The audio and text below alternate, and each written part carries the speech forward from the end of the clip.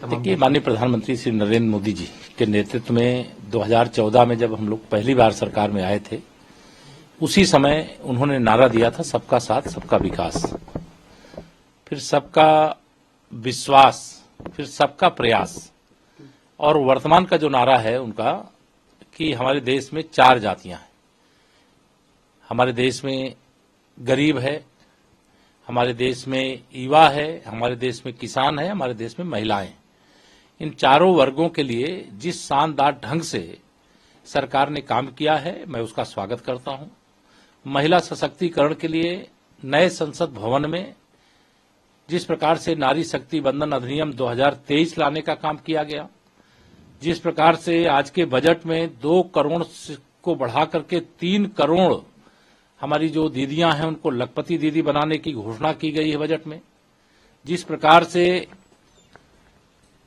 समाज के विभिन्न क्षेत्रों में विशेष तौर से अर्थव्यवस्था को मजबूती देने की दिशा में, किसानों की आमदनी बढ़ाने की दिशा में और उनकी लागत को घटाने की दिशा में जो शानदार काम किए जा रहे हैं। अभी तो बजट का चल ही रहा है, लेकिन बहुत शानदार बजट है, मैं इसका स्वागत करता हूं।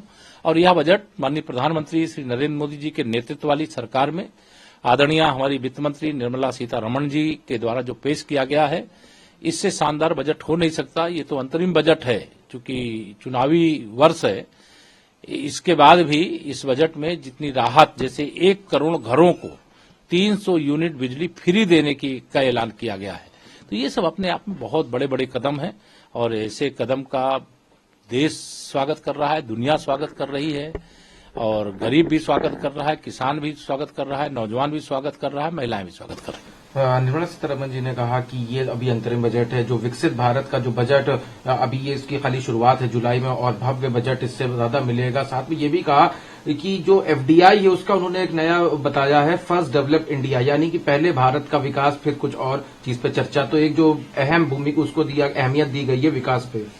देखिए, आत्मनिर्भर भारत आदरणीय प्रधानमंत्री जी का संकल्प है और विकसित भारत बनाने के लिए 2047 तक का लक्ष्य आदरणीय प्रधानमंत्री जी ने पहले ही ऐलान किया है और आज उसे आदरणीय वित्त मंत्री जी ने दोहराया है, उसका भी मैं स्वागत करता हूं। और एफडीआई के बारे में जो उन्होंने व्याख्या की है वो सच है। जो हम भारत के अंदर जब दुनिया के अलग अलग देशों से अपने देश की जरूरत के सामान खरीदने के लिए जाते थे, तो रोजगार तो उन देशों को मिलता था जिन देशों से हम सामान खरीदते थे। आज दुनिया का कोई भी देश हो अपनी टेक्नोलॉजी लेकर के भारत में आए, अगर कोई सामान भारत में बनाएगा तो रोजगार हमारे भारत के नौजवानों को मिलेगा, युवाओं को मिलेगा।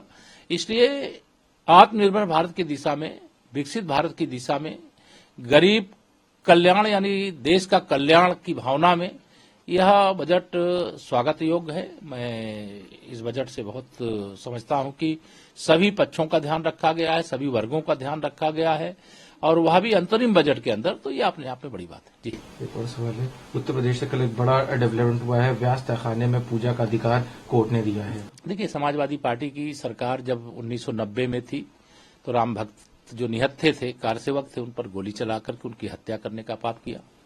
1993 में जब दोबारा सपा सरकार में थी तो इस सरकार ने बाबा विश्वनाथ जी के उस पवित्र धाम में व्यास जी का जो स्थान था उसको केवल सत्ता का अहंकार दिखा करके बंद कर दिया था। प्रयागराज में 2013 में जब कुंभ का मेला हो रहा था तो कुंभ के मेले के समय इतनी लापरवाही बरती गई कि दुर्घटना हो गई। कई हमारे कुंभ में आए हुए तीर्थयात्री मौत के मुंह में चले गए।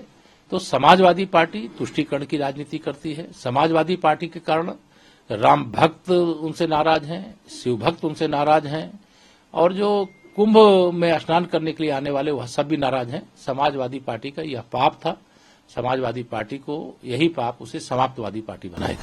सर, आप पूजा उसमें शुरू हो गई है, कल रात पूजा हुई, उसका अखिलेश मैं उसका कर रहे हैं, वो कह रहे हैं कि जो कोर्ट का ड्यू प्रोसेस है उसको पालन करना चाहिए, कोर्ट के आदेश के साथ। ये देखिए, समाजवादी पार्टी, मैंने कहा कि वो राम भक्तों की, शिव भक्तों की, त्रिवेणी संगम के भक्तों की अपराधी है और इस अपराध के लिए लोग उसे माफ भी नहीं करेंगे। इसीलिए मैं कहता हूं कि सपा समाप्तवादी पार्टी बनने का अपने आप रास्ता तलाश रही है। तो 2024 में जब समाजवादी पार्टी का उत्तर प्रदेश में खाता ही नहीं खुलेगा तब उसको यह एहसास होगा कि भगवान राम हो, भगवान शिव हो, भगवान श्री कृष्ण हो, कुंभ हो, जो धार्मिक स्थल है वो हो, और तुष्टीकरण की उनकी घटिया और घिनौनी राजनीति हो, उसका जवाब जनता देगी।